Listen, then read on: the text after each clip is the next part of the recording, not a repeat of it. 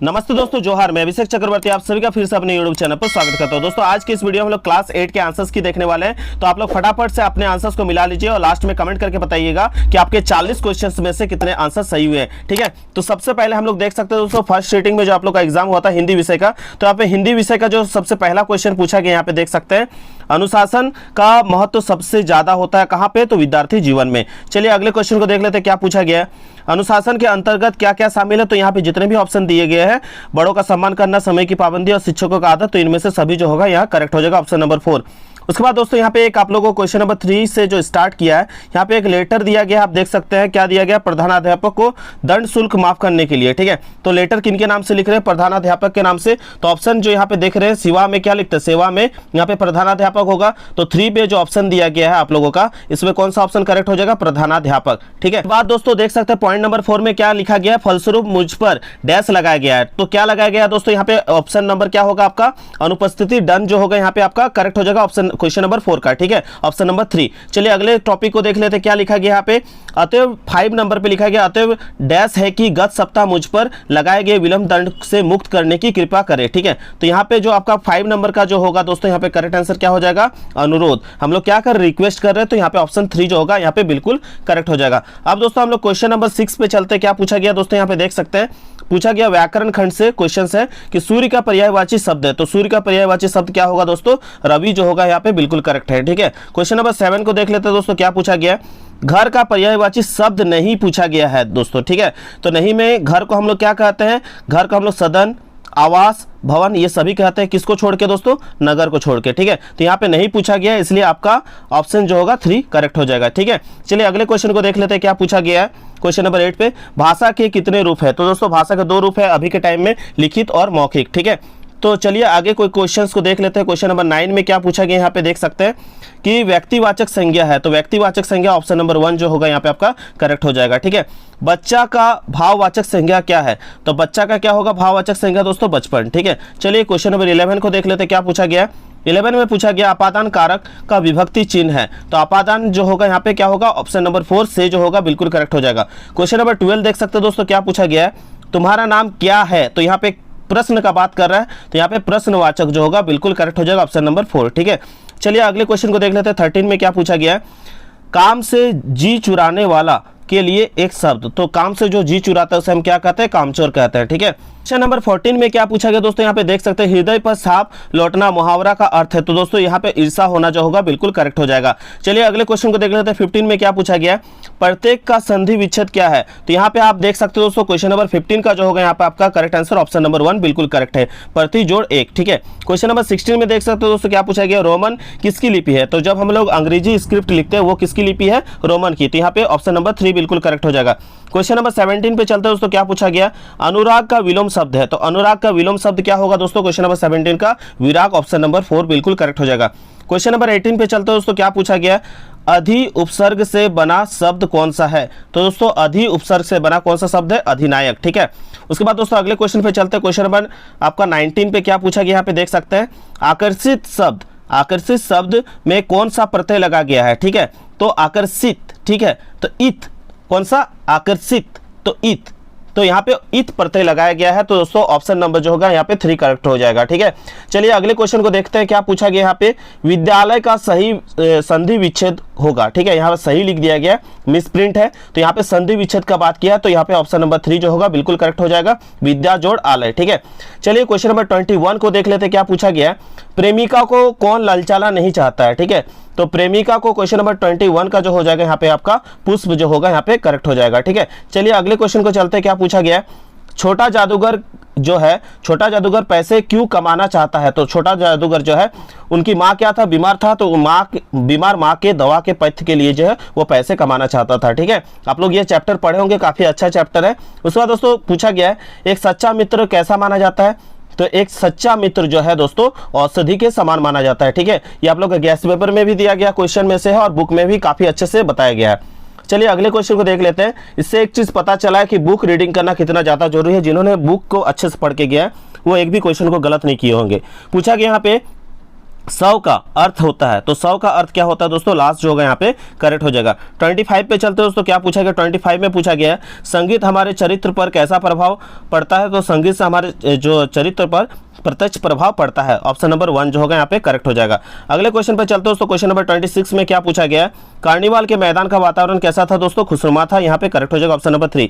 Question number 27 देख सकते हो दोस्तों, काफी अच्छा क्वेश्चन पूछा गया है, छोटा जादूगर का चारित्रिक विशेषता है। दोस्तों आप सभी को मालूम है छोटा जादूगर के जो है आप लोगों ने उनका 4 प्रमुख विशेषता के बारे में पढ़ा था। वह स्वावलंबी था क्योंकि वह सब जो है स्वयं तमाशा दिखाने के लिए उत्सुक रहता था ताकि उसे कुछ पैसा मिल सके। वो मातृभक्त भी था क्योंकि वो बीमार माता की सेवा के लिए कठिन परिश्रम करता था। वह देशभक्त भी था क्योंकि उसके पिता देश के लिए जो है जेल में गए थे और इस बात के लिए उसे गर्व है क्योंकि वह स्वयं भी देश के लिए जेल जाने के लिए उत्सुक था।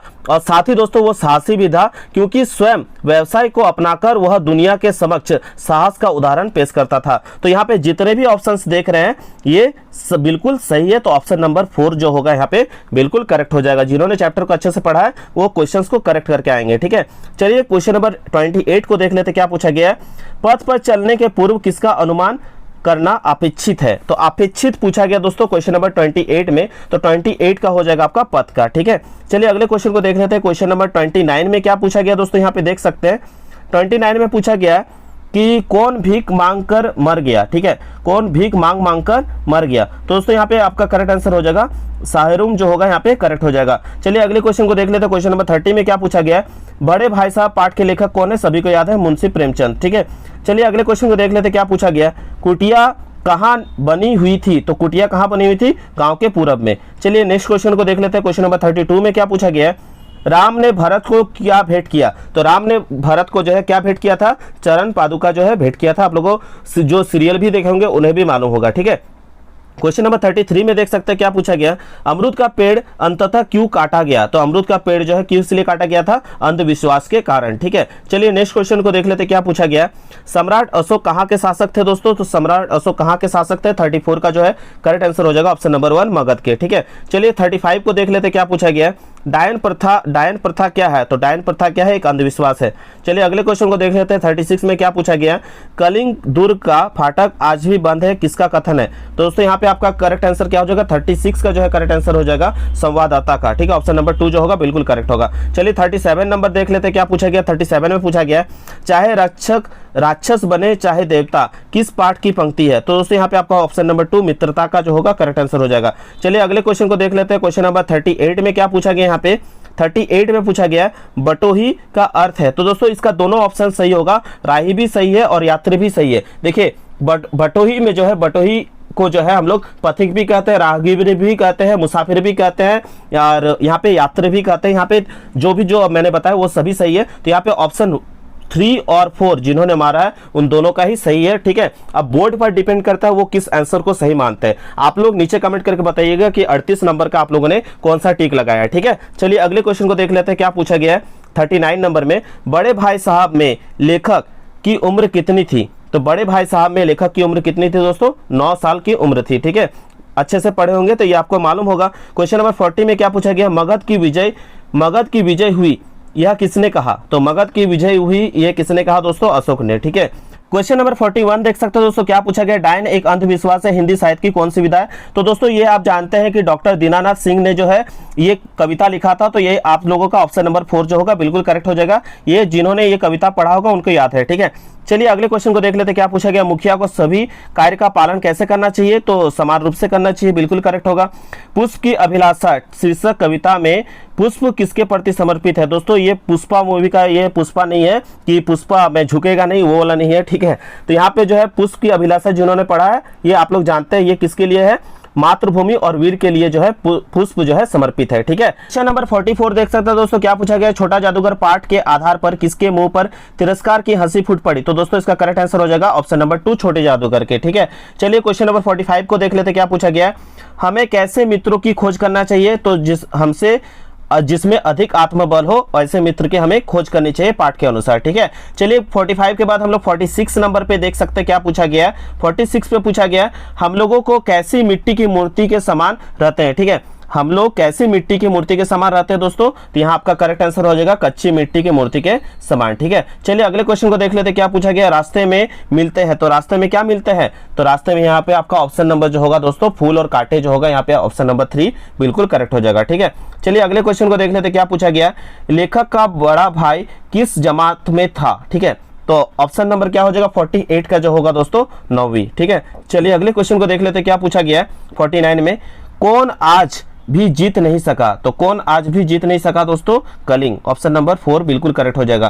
क्वेश्चन नंबर 50 देख सकते हो दोस्तों। क्या पूछा गया, बुढ़िया से मुंह मोड़ने का कारण था, दोस्तों इसका करेक्ट आंसर हो जाएगा आपका डर। दोस्तों ये था आज की वीडियो का लास्ट क्वेश्चन हिंदी सेक्शन का। आप लोग को हर एक जो है वीडियो अवेलेबल कराया जाएगा। आप लोग नीचे कमेंट करके बताइएगा कि किस किस जो है सब्जेक्ट का आप लोगों का आंसर की चाहिए, मैं जल्द से जल्द उसे अवेलेबल कराऊंगा। तो आप लोग नीचे कमेंट करके बताइएगा कि हिंदी में आप लोगों ने 50 में से कितना स्कोर किया। ठीक है, तो सभी अगर आप लोग चैनल को प्लीज सब्सक्राइब कर लीजिएगा ताकि आगे की वीडियोस को नोटिफिकेशन सबसे पहले आपको मिल पाए, और अपने फ्रेंड्स को भी शेयर कीजिए ताकि देख पाए कि वो लोग भी कितना स्कोर किए हैं। ठीक है, तो आशा करते हो दोस्तों आज का वीडियो आप सभी को पसंद आया होगा। पसंद आया तो बिल्कुल लाइक शेयर एंड कमेंट करना ना भूले।